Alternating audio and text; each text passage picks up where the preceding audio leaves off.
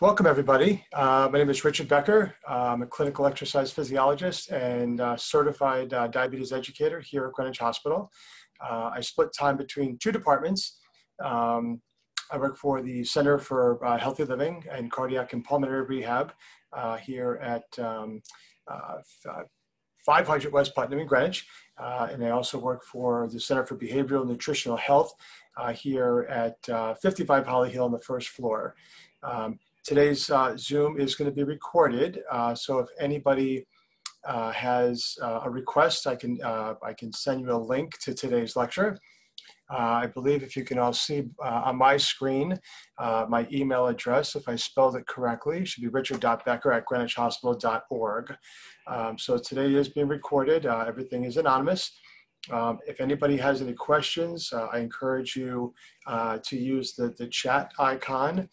So if you wiggle your screen, some icons should pop up, and you should see one that says either Q&A or chat. You can direct a question to me. I'm happy to be interactive, so we can certainly answer your questions as we move through today's topic of controlling your breathing and pulmonary disease. I have a few notes to get through today, and I have a little cheat sheet in front of me. So if you see me looking down, I'm looking at my my notes for today. I don't want to miss anything. So everybody, welcome. I hope everybody's enjoying some sun and a warmer week we have ahead before the winter, and everybody's staying as healthy as possible. So techniques or strategies for controlling breathing with pulmonary disease. You know, there's so many things, and you know, some of this may be repetitive, but you know, I do like to encourage all of them because they are really very imperative. I've been an asthmatic since a child. I've had allergies my whole life, and they kind of feed off of each other, where if my allergies go a little too uncontrolled, it affects my breathing and my asthma. You know, likewise, you know, things like weather and you know, some dietary things in my life can trigger my breathing and my asthma. But there are a few things I do in my life that keep it much more controlled. Being diligent with you know, my surroundings, you know, medications, exercise and activity, being aware of you know, my allergies in certain times of year. So we'll go through a bunch of stuff today, and please feel free to you know, use the chat or Q&A icons on the computer to shoot me a question, and I'll either park the question for a few minutes or answer it as they come in. So a lot of things to touch on. One thing, you know, I'm a big fan of activity and exercise for pulmonary disease and controlling breathing. But before I get to that, I'm going to actually take a step back and explain two quick things. One, you know, there are kind of two sides of the pulmonary disease you know, domain, if you will. One is obstructive lung disease and one is restrictive lung disease. Obstructive lung disease is typically your emphysema, COPD, chronic bronchitis wing of the disease. Restrictive lung disease, idiopathic fibrosis, and some other restrictive lung diseases on the other side. Obstructive typically is indicative of somebody who does not do a very good job or is unable to properly get air out of their system or remove carbon dioxide. The restrictive lung disease side has more of an issue of getting air in because of some kind of restriction on the airway, whether the lungs are hardened, you know, scoliosis curve. There's some kind of restriction to get air and oxygen into the body. So when you look at those things, we can kind of look at them, and I can separate them as we move along, but you know, they kind of fall into the same category for today's lecture, because any of my suggestions today and encouraging suggestions for your life are going to be beneficial for both. Okay. So again, get back to exercise. You know, I've been in pulmonary rehab for 20 years now here at the hospital. I'm dating myself, but you know, from day one, I learned that anybody with any kind of lung disease, you know, well over 90% of individuals who are suffering from some sort of pulmonary disease are going to benefit in some way, shape, or form from some level of activity if done in proper amounts. Whether it's in a public setting, whether it's in a private setting, or just getting you know, using your activities in daily living, walks around the neighborhood as your activity. And here's why. whether you're having trouble getting air in or getting air out, what we need to do as a human is as best as we can, try and optimize the oxygen that we are taking in.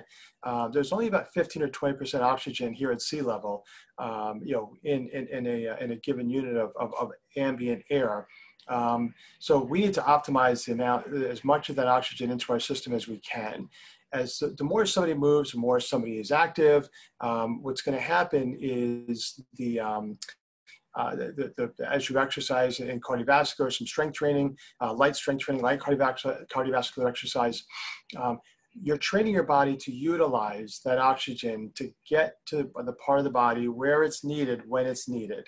Okay, so for instance, if somebody's walking, you're going to find yourself less short of breath if your body is used to walking or used to delivering oxygen to where it needs to be when it needs to be there.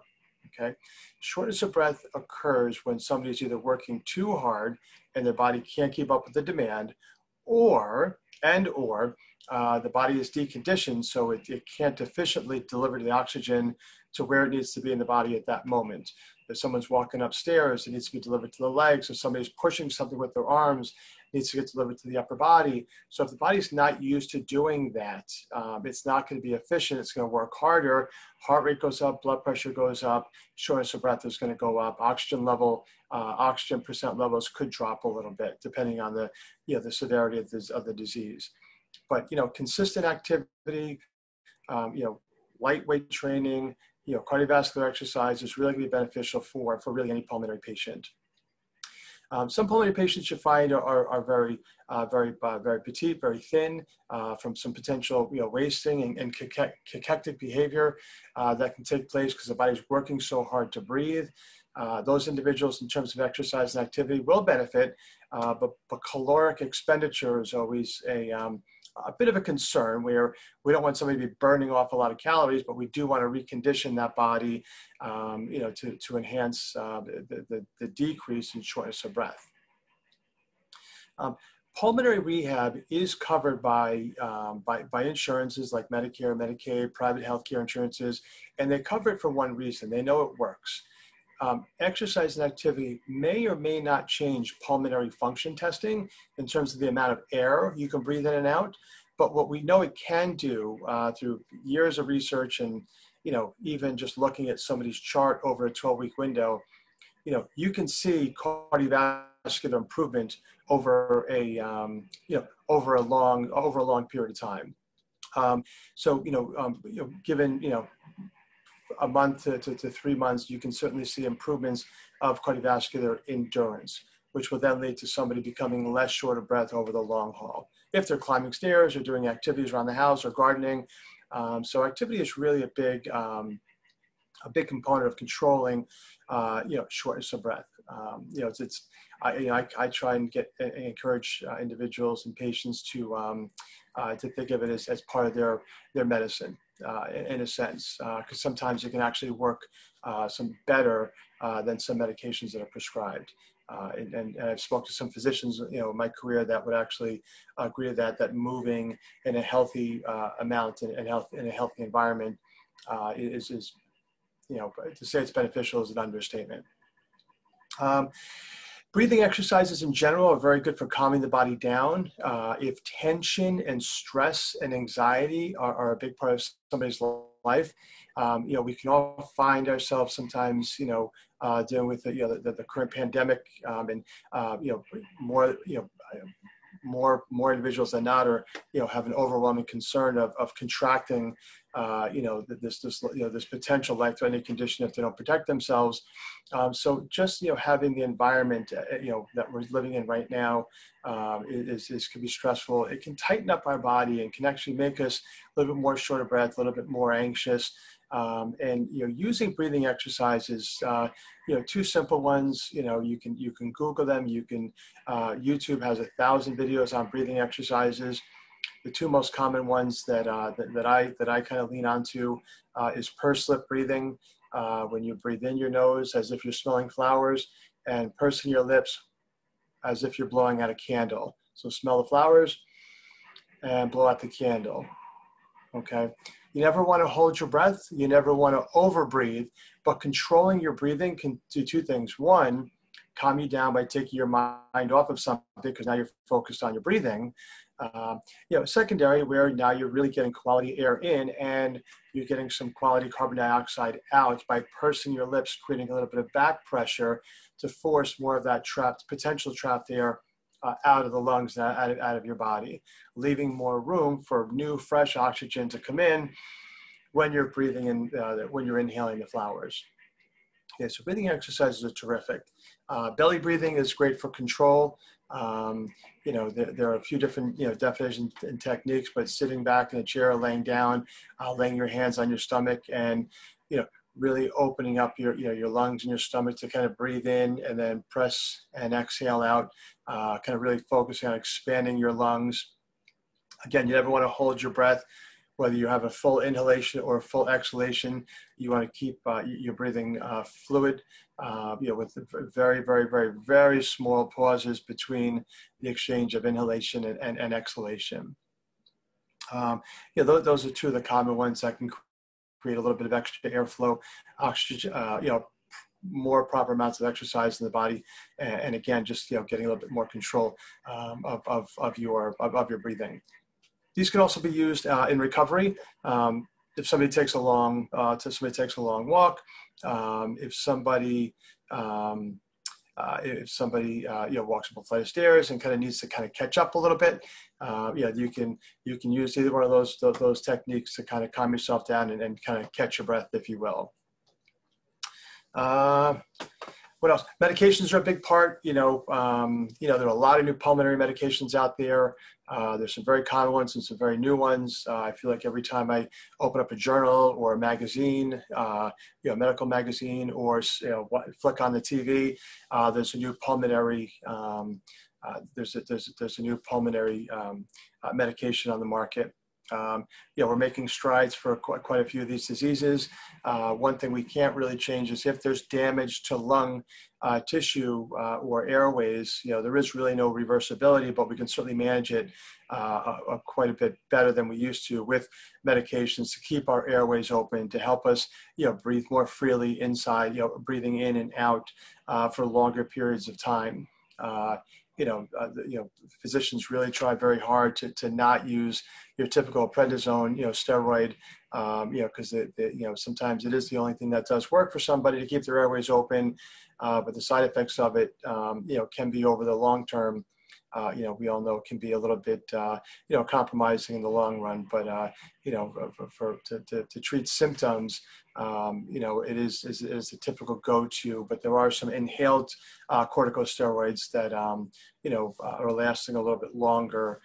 Don't get into the bloodstream like the oral corticosteroids or the prednisone that we're all kind of used to seeing potentially in our medicine prescription plan. When you're managing your medications, there's oral ones, there's inhaled ones. Speak to your physician, your pharmacist about the order which you should be taking these. I know sometimes being an asthmatic, if I was using an albuterol, which is a fast-acting bronchodilator, opens your airways up. If I get a little bit of a bronchospasm or a little bit of a sinus or bronchitis, if I use that first before I use something else like an Advair, for myself, using that first to really open up the airways is sometimes recommended. This way, anything you take after that will get in a little bit deeper, if you will, into the airways. I always encourage to space medications apart in terms of if you're taking multiple inhaled medications, within the same time frame, line them up, and I would give yourself at least a few minutes between each one, unless you're directed differently by your physician or your pharmacist, based on the order and timing of medications. But it can make a significant difference, especially in the morning when we may just be getting up, looking for coffee, looking for just kind of get our sea legs back and our feet underneath us. It's something to consider and speak to your physician or your pharmacist about. Speaking of the doctor, keeping on top of your doctor's visits, certainly, flu shots, checking on pneumonia shots as individuals are aging, they're suggesting these shingle shots.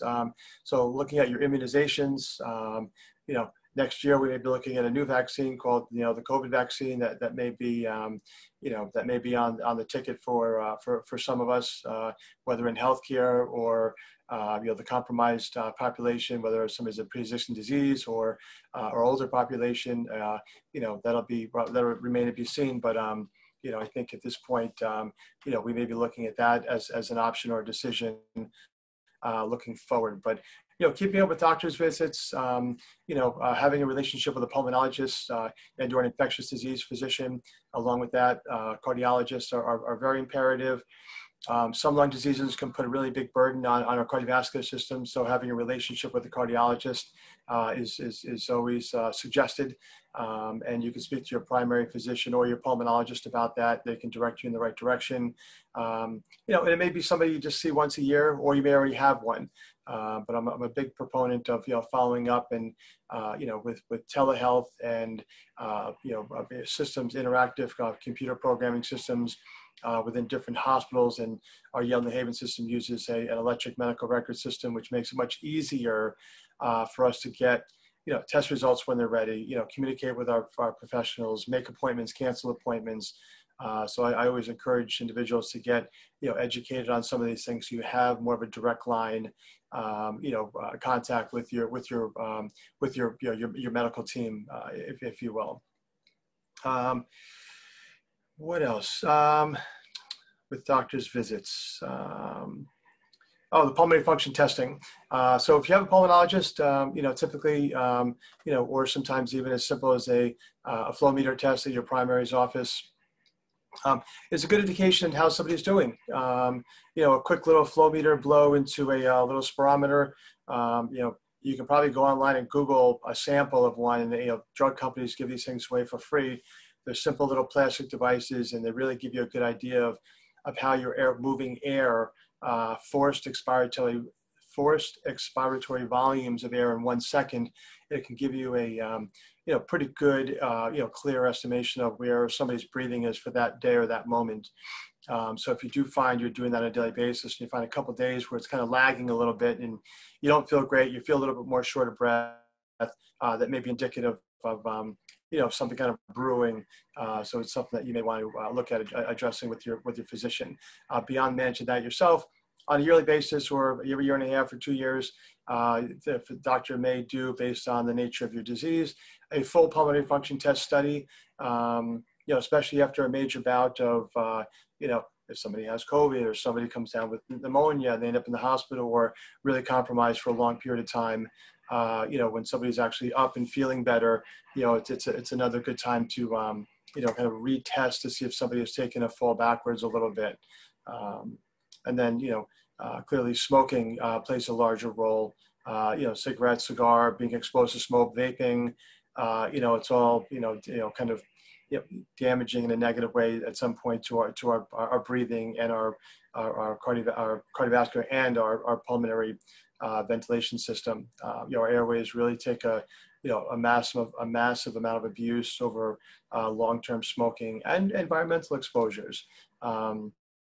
Factory smoking, years ago when there was the insulation ceiling was really damaging, and they had no idea when they were using it, that these fiberglass, particles were the asbestos were in, siding and ceilings and insulation around pipes and in big factories, and over time they were pretty damaging to lung tissue.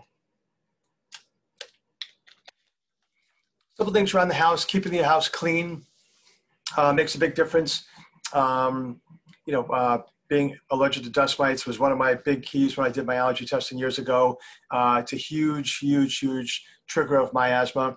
When I clean the garage, when I rake leaves, when I blow leaves, when I clean the basement, if I'm crawling around the attic, if I'm around a lot of dust, even if I'm cleaning dust around the house, I will wear a mask. If I do not, I will feel a little groggy and congested a few days after, and it's not a it's not always a great feeling. It's something I know I can eliminate by wearing a simple mask or some kind of a barrier to protect myself from from dust and kind of cleaning environments and dirt and floating around the air. The items around your house, individuals who have a lot of pillows, throw blankets over couches in rooms that aren't used, a lot of throw rugs, carpets, drapery. These are all huge invitations for dust and dust mites to collect.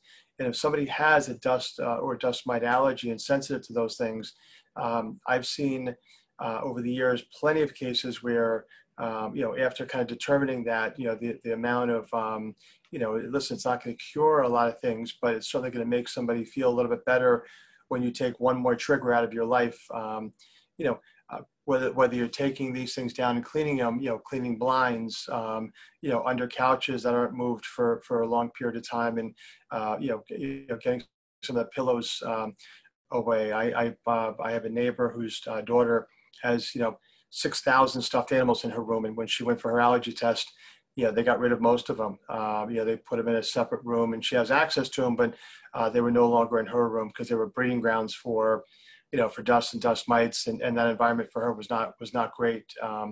And they took the carpet out of her room. They had one little carpet, hardwood floors, and her breathing and her allergy suffering was drastically improved. And she's only about 10 years old, I'll take a guess, but and they said she's been much better. So even something as simple as taking out some of those things that can clutter our environment were very beneficial.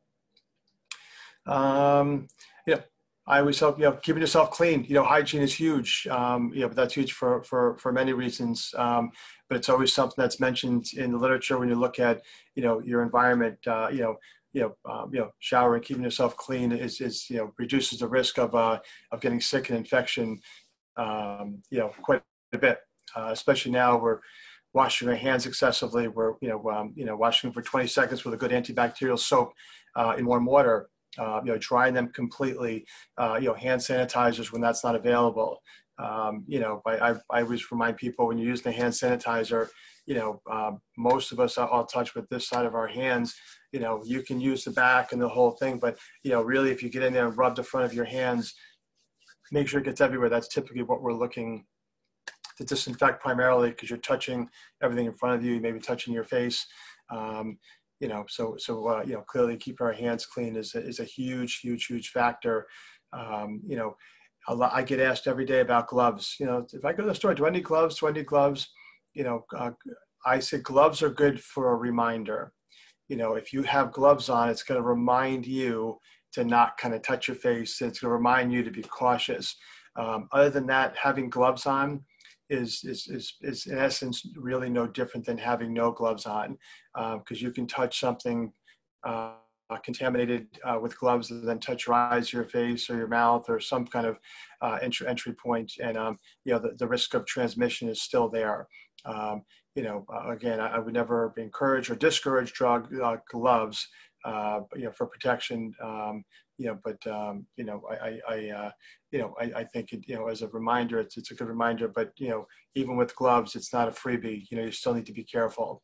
Even when wearing gloves, out and about, and as we start to go out to the supermarket and CVS and drugstores, and I just say please be reminded that they're not a it's not full protection. It's not as important as wearing a mask, which is clearly becoming the most the most primary way to protect ourselves.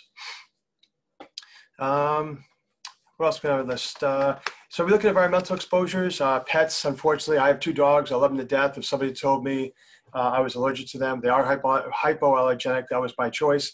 But if someone said, hey, your asthma's getting worse, get rid of the dogs, I'm probably not going to do it. But if I wasn't suffering so bad, but some individuals that if they're alone, plenty of times they'll get an small dog, a cat. Even some reptiles can create some allergy suffering for individuals. Be cautious. Keep your pets clean and groomed. Can be very helpful. vacuuming, the dander and the hair, or choosing an animal that's a hypoallergenic that has hair as opposed to fur, which is typically less triggering for allergies, and which would essentially trigger or increase that any kind of shortness of breath that could occur. Smoke, fireplaces, I love them. We have one. I'm very careful. I do notice that I'd have to kind of pay more attention to this over the next few years is the type of wood. Some people have allergies to different types of wood, seem to be a little bit more affected than others. I had my late father was very allergic to oak. He'd get near an oak tree and he'd sneeze for 6 hours, and but he can climb a maple tree and be fine. So sometimes different woods can trigger a little bit of allergic and a reaction, and also some of the aggravating shortness of breath, moments that can happen with a pulmonary patient. The smoke is probably the most important thing. It is an outside trigger. It can contract and kind of tighten up your airways. It can create coughing fits if you ingest too much of it. And so I'm very, very cautious with fireplaces and, open campfires outside in these little fire pits. I'm very careful. I use a fire pit a couple times a year, probably more. We like being outside, and I'm always kind of, upwind. If it's blowing, I'll move my chair, and even still that doesn't help. It's better, but I know after that I'm going to kind of be aggravated for at least a few hours or a few days. With the with being exposed to something even as simple as as natural as wood smoke is, it can be a pretty powerful trigger. Perfumes, artificial kind of aerosol sprays. I'm not going to use any brand names, but the most unscented natural thing is probably your best bet. I know now we're all using these heavy cleaners. Your big names, bleach cleaners, alcohol, soap cleaners, antibacterial and anti-germ cleaning agents. Be careful if you're using these things. I would suggest, wearing your mask as you're using them, let it air out a little bit, maybe using some ventilation inside, opening a window, using the exhaust fan on your stove, while you're cleaning the kitchen or bathroom. Those two areas typically will have a exhaust fan in it. I would suggest using it to get those scents out while you're wearing a mask. It's very helpful. Those can also be really good triggers for creating shortness of breath for somebody, and can also be trigger them into a bronchospasm where coughing will trigger the airways to kind of tighten up and constrict and lead into what we would consider a bronchospasm, an exacerbation, or simply being an asthma attack. So just be very cautious about that. And that's with the environment. Knowing your allergies. I saw an allergist years ago, probably about 15 or 20 years ago. It was probably the third time in my life I'd gone for the full allergy testing. I'm probably due to go back again over the next couple of years just to kind of update it. I did the allergy shots. Personally, I don't plug anything. People have had very little benefit from it. I, knock on wood, I feel like I did very well with it. They helped me, whether it was psychosomatic or not. I know the year after I did a full year of allergy shots, my springtime pollen allergies were hands down better. I mean, there were seasons I would literally walk around with a box of my own tissues. This is going back even to high school and then into college. I would literally have my own box of tissues. I had to buy the soft ones with the lotion in it, and because I just could not. I could not use anything beyond that because I was blowing my nose and sniffling and sneezing and wheezing, runny eyes so often. They really took a toll on me. The allergy shots for me helped out, and it's also good to know kind of where your triggers are. If breathing and shortness of breath during certain parts of the year becomes a big issue.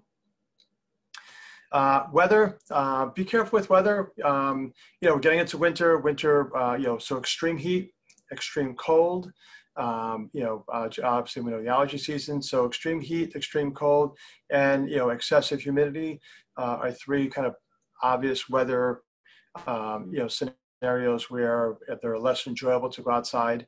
If you are going to walk when it gets colder out, a simple scarf or barrier could be helpful. To kind of warm or take the edge off the cooler air that your body's breathing in. Excessive heat and humidity, are also triggers of shortness of breath and a bronchospasm. So I just, if it is the summer, it's getting hot out, we're less likely to go to a public environment now, like a mall or supermarkets, because, that's like the last place we want to be, in the middle of a pandemic.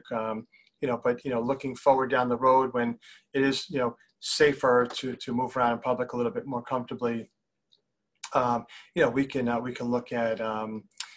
can look at using indoor facilities that are air conditioned, in the summertime, or when it's really, really hot, or it gets a little bit more humid, throughout the year. So those three triggers are manageable, yet I was err on the side of caution with cold heat and humidity. We did a lecture the other day on diet, and pulmonary disease. I find, food allergies, depending on what somebody is. As a kid, I was very allergic to apples. Apples, I don't know if it was the skin or the pectin or something in it that would literally trigger my, my asthma. I stay away from myself apple juice. Not that this is for everybody, it's just my personal allergies. Apple juice, apple cider. I'm very cautious with apples. I can always sometimes feel a little tight after those things. Again, whether it's a food allergy or now it's in my head because I was allergic to apples when I was a kid.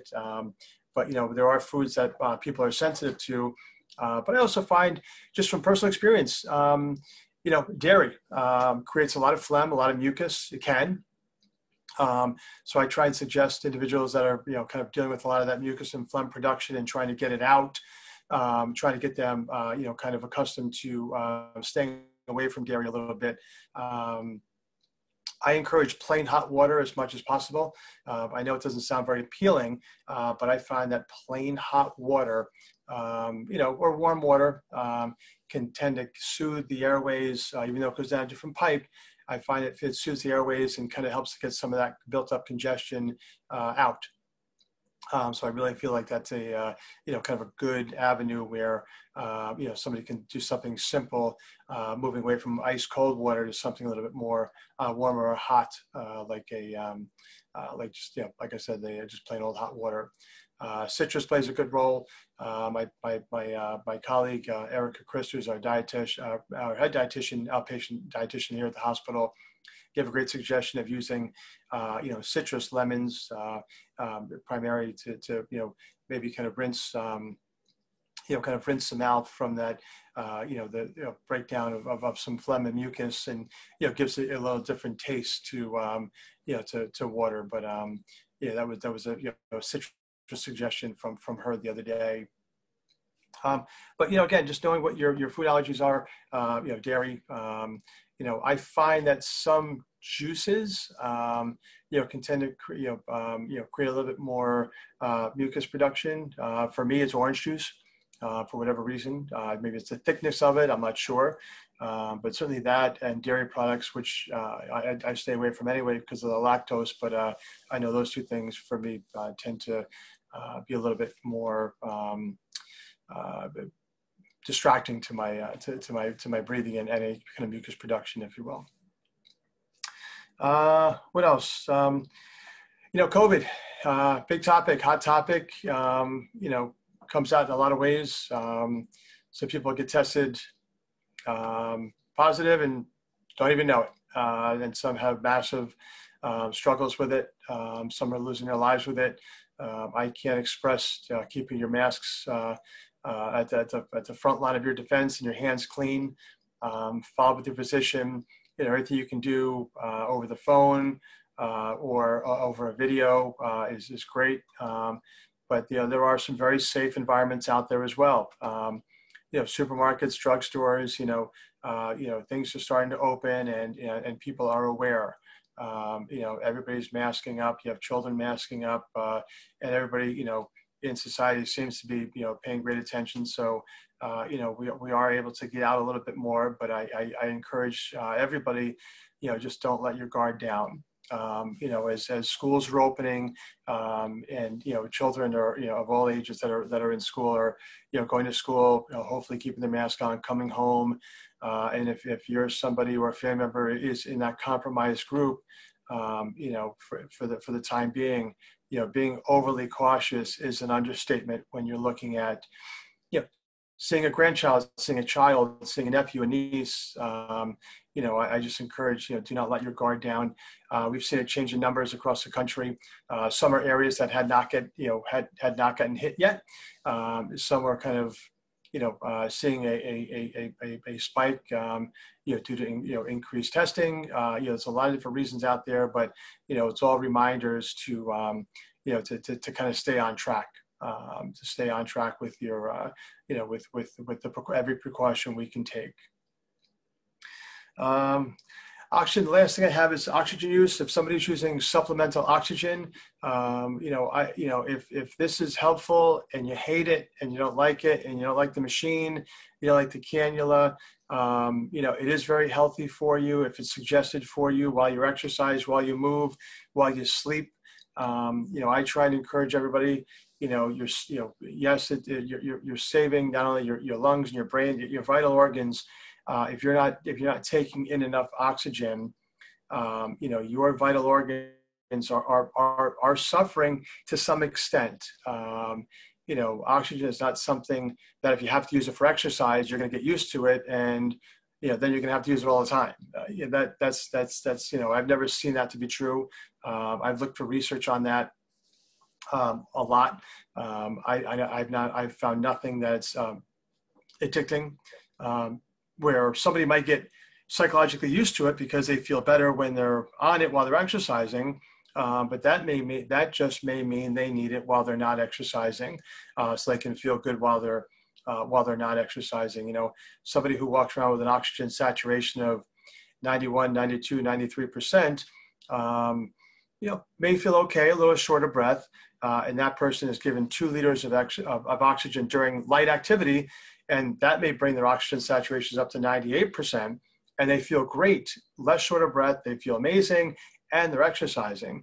You know, that may mean somebody needs a low dose, you know, oxygen supplementation while they're sleeping or while they're sitting or reading a book, you know, so you can kind of feel better.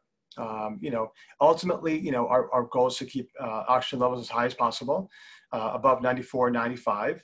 Anything below 90 really brings up a red flag, whether it's at rest or during activity.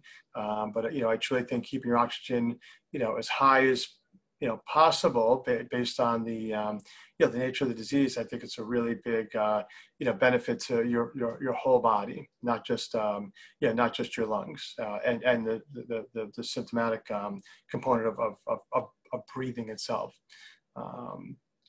And safety around that, you know, if you have the oxygen in the house, you know, the long oxygen cords that, you know, can come from an oxygen concentrator, you know, they're a big tripping hazard. I just encourage everybody to keep an awareness of it.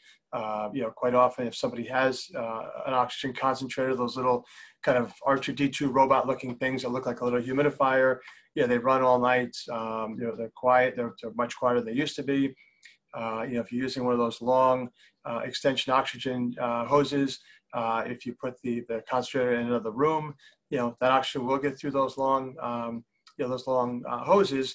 But just remember, if you go up and, you know, at night and you're using the restroom, just be mindful of the cord, whether you take it with you or not. You know, it is a tripping hazard. And I always like to remind people to just, you know, be safe, have a night light somewhere in the hallway or the bathroom.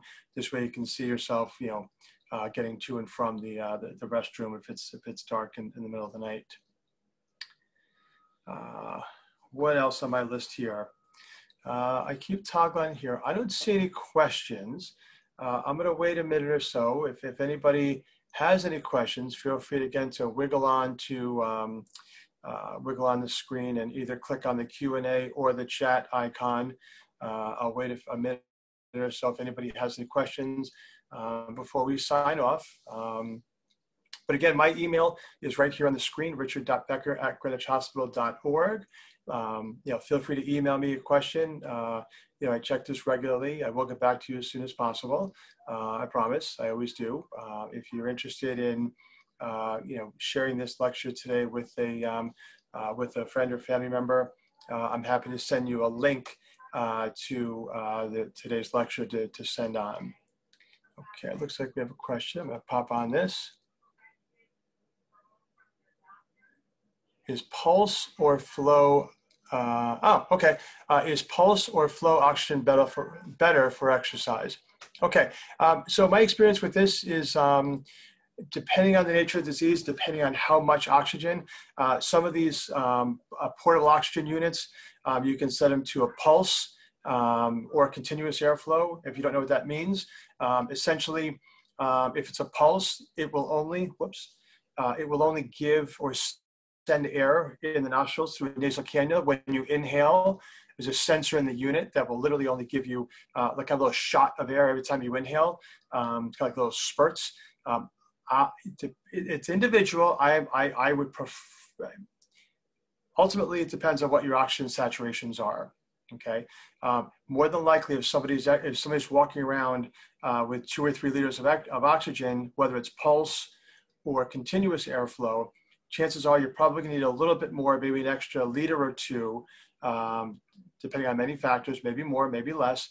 You may need a little bit more oxygen to exercise because you'll be burning more fuel, more oxygen. Therefore, you need a little bit more fuel to supply the activity. I am a fan of continuous oxygen supply during activity. I think it's a little bit more kind of consistent.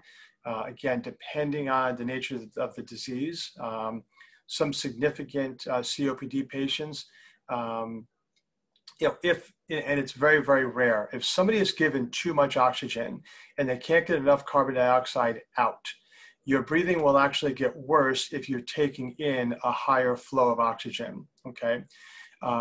You're building up too much oxygen, too much carbon dioxide inside the system, and you can become what's called CO2 retainers, because you're putting in and producing too much carbon dioxide, which is kind of a negative response or detrimental to activity. So I think that, the most important thing is check with your physician on the amount of oxygen. But I've always been more of a fan. In most cases, I don't think I've ever had somebody exercise with a pulse setting on their machine. But long-winded answer, as I usually do, I think continuous is probably a little bit probably more suggested for exercise rather than the pulse mechanism on those units.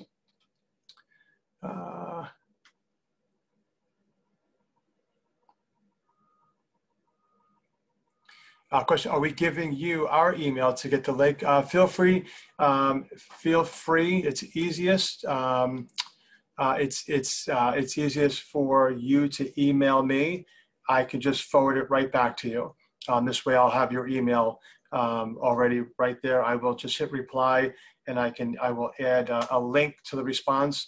And you can share that link to anybody you want. You can forward that email to anybody you choose.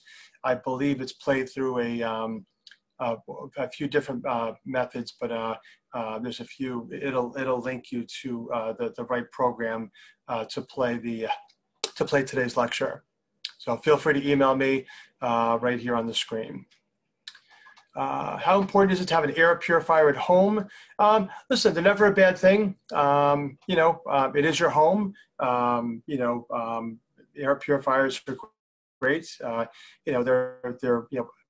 I just purchased one myself the other day. The unit I bought, they're with these fancy HEPA filters in it. The unit I bought was about $250. It covers about 500 square feet. So generally, you put these air purifiers in an area that you think needs the most air cleansing. But it depends on what your living situation is. What you're trying to cleanse. If you live alone and you buy one because you want to keep COVID out of your house, and nobody or nothing is coming in and out of your house, there's probably nothing floating around. So quite often, if it is your home, you don't have any coming in and out. It doesn't. It's not going to. If there's nothing to clean, there's nothing to clean. But an air purifier is, for a bedroom, for sleeping. There's nothing really. I've never heard of anything negative about using an air purifier. So it's kind of a personal choice, unless you're in an environment where there are some, there's impurities that you want to kind of keep under control.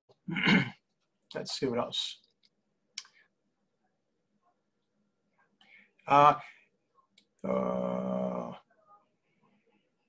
Okay, so another question about my email. It should be on the screen. I'm not sure if anybody can see it, if everybody can see it. If not, I know one of our attendees, she found her friend sent it to her. Okay, so you got my email, good. Feel free to email me and I'll get, as soon as I get the link back, I will send it out to anybody who wishes to share it. Okay, anything else? Anything else to share?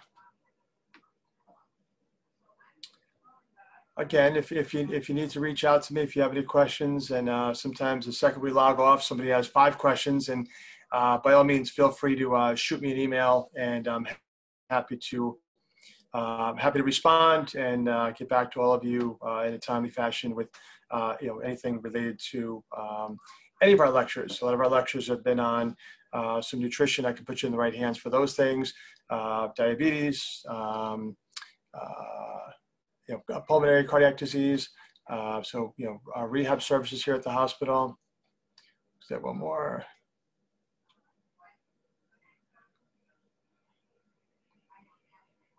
Okay. One last comment, just very nice comment, very informative. I have an asthmatic daughter who has plenty of allergies, and she's 28 and still has them. I've been through it. About the time I was 28 was when they really got under control, and I really started to pay attention. So if that individual ever wants to reach out, by all means, happy to, have a chat and, get any guidance I can offer, I'd be happy to, just from either personal experience or newer therapeutics that are out there, lifestyle changes, happy to help anywhere we can. Yeah, she got immunotherapy 3 years ago. I'm a big fan. I'm a big fan. All right, everybody, thank you so much for attending today. I really appreciate it. Hope it was valuable. And again, please keep my email, richard.becker@greenwichhospital.org. Feel free to email me, and I will respond timely fashion. And everybody, please wear your masks, be safe, wash your hands. Have a safe holiday season. We got a couple of big holidays coming up, Thanksgiving for one, all our fancy Christmas, Hanukkahs, and everything else in December. Happy safe New Year. Let's hope 2021 shapes up, and be well, everybody. Have a great afternoon, and thank you again for attending.